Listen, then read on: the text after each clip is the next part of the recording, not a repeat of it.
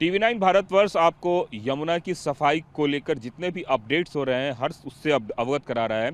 आज एक नया अपडेट ये है कि यमुना में जेसीबी मशीन को उतारा गया है। दो तरह के जेसीबी मशीन लगाए गए हैं। पहला नॉर्मल जेसीबी मशीन, जिससे कि गाद यमुना किनारे की जो गाद है उसको शिफ्ट किया जाए, और दूसरी JCB machine floating JCB machine है। ये वो फ्लोटिंग जेसीबी मशीन है जिससे कि पानी के अंदर का जो गाद है उसको निकाला जा सके।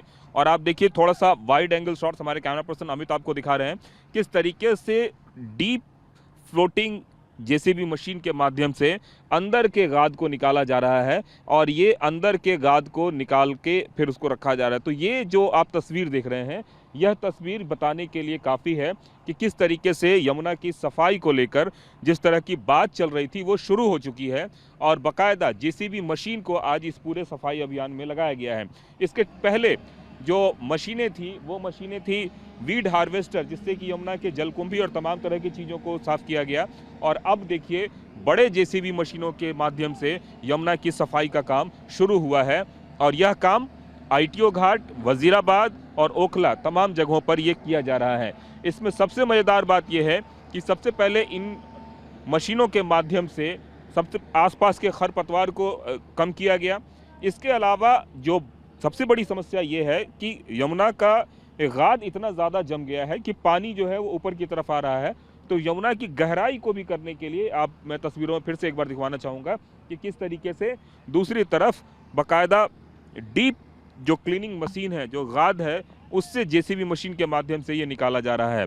इस सब के साथ साथ मैनुअल भी काम चल रहा है, जैसे कि तकरीबन आपको देख रहे होंगे 25 से 50 मजदूर बाकायदा यमुना घाट के किनारे साफ सफाई का काम कर रहे हैं, और यहाँ पे और भी ज़्यादा मैन पावर बढ़ाए जाने की योजना है, और इसके लिए काम तेज़ी से चल रहा है। और दूसरा, टेंट से लेकर तमाम तरह की चीज़ें 24/7 मोड पर यमुना का काम शुरू किया जाने की बात हमें जानकारी मिल रही है, और उसके तहत ये सारी कार्रवाई चल रही है।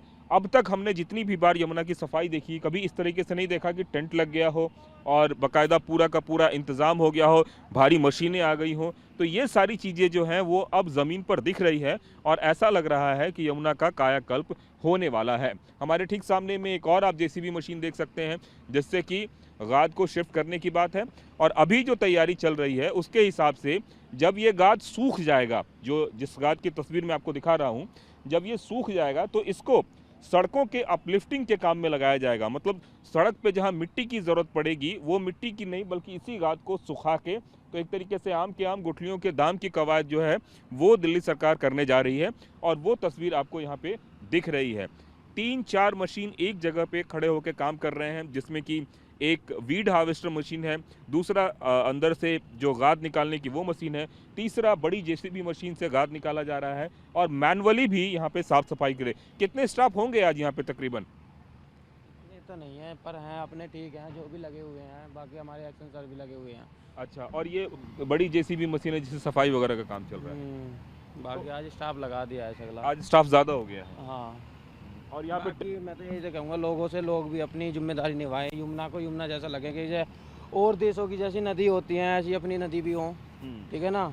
अपने लोग क्या करते हैं, अब देखो यहाँ कितनी गंदगी। अब मैं इसे धार्मिक स्थल कहूँगा या अंधविश्वास, है ना। मतलब पूजा पाठ की चीज़ों को अगर पास मैं में, कहना चाहूँगा कि इन चीज़ों के लिए ना एक अलग घाट बना दिया जाए, क्योंकि कोई भी अपने गंदगी या किसी भी तरह के कपड़े लत्ते जो भी होते हैं उनको एक जगह के यमुना का ही पानी हो उसमें सिलाएं, पर नदी में किसी भी तरह की किसी चीज़ भी कोई ना डालें। आप देखिए, यहाँ पे लोग जो हैं आसपास के, जिन लोगों ने यहाँ पे पूजा पाठ और तमाम तरह की चीज़ों को यहाँ पे रखा है, उसको भी यहाँ पे साफ़ सफाई के माध्यम से हटाने का काम चल रहा है। तो मैनुअली भी चल रहा है, इसके अलावा मशीनों से भी चल रहा है, और इन सभी चीज़ों के माध्यम से यह बताने की कोशिश है कि किस तरीके से दिल्ली में यमुना जो है वो पहले से ज़्यादा साफ़ सुथरी होने की कवायद जो यमुना को लेकर चल रही है। अब अगर हम यमुना की बात करें तो यमुना को साफ़ करने को लेकर बाकायदा यमुना एक्शन प्लान भी बनाया गया, और ऐसा नहीं है कि किसी सरकार ने उस प्लान पे काम नहीं किया। उस प्लान पे अलग अलग सरकारों ने काम करना शुरू किया, और 90 के दशक में ही वो प्लान बना। आज साल 2025 हो चुका है, लेकिन अभी तक वो आशातीत सफलता नहीं मिली है जिसकी उम्मीद की जा रही थी। चाहे वो अरविंद केजरीवाल की सरकार हो, चाहे शीला दीक्षित की सरकार हो, या फिर 1993 की पुरानी भारतीय जनता पार्टी की सरकार हो।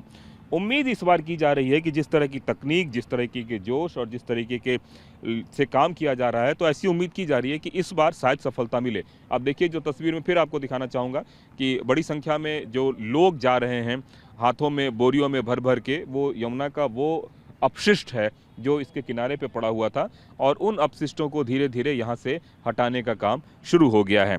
तो दिल्ली में 21 किलोमीटर का स्ट्रेच है, पल्ला से लेकर ओखला तक, और उस स्ट्रेच पे एक बड़ी तैयारी है। तैयारी इस बात को लेकर है कि किसी भी तरीके से इसको साफ सुथरा किया जाए, ताकि दिल्ली में यमुना का वो रिवर फ्रंट देखने को मिले जिसकी हम लोग अभी सिर्फ कल्पना कर रहे हैं। उम्मीद है इस बात की कि साफ हो पाएगा, कितना, कब तक, कैसे, यह देखना दिलचस्प होगा, या फिर हर बार की तरह शुरुआत में कुछ काम होगा और उसके बाद सब कुछ खत्म हो जाएगा जैसा पहले देखा गया है। तो इसी उम्मीद पर पूरा काम हो रहा है, और काम के अलावा जो सबसे बड़ी बात है कि अलग अलग प्लान है, एक्शन प्लान, उस पर भी चर्चा चल रही है। कैमरामैन अमित के साथ कुमार कुंदन, TV9 भारतवर्ष, दिल्ली।